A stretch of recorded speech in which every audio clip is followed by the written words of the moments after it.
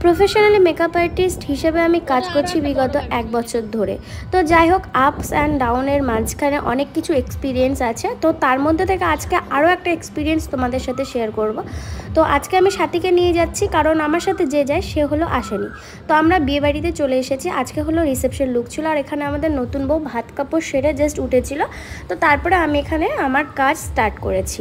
তো যাই হোক, সেখানে মানে এই নতুন বউয়ের ননদ ছিল, যিনিও মেকআপ আর্টিস্ট ছিল, বাট ওনার বেবি হওয়াতে উনি কাজ করতে পারেননি।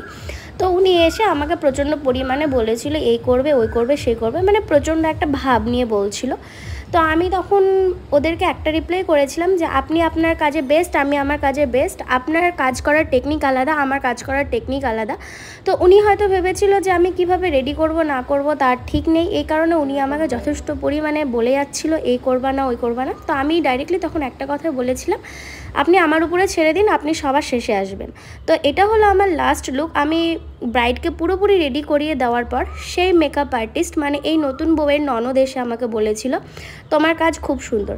একটাই কথা বলবো, কাজ না দেখে কাউকে জাজ করবেন না, আগে কাজ দেখুন তারপরে জাজ করবেন। আর রুডলি বিহেভ প্রথম থেকে কারোর সাথে করবেন না। তো চলো, টাটা।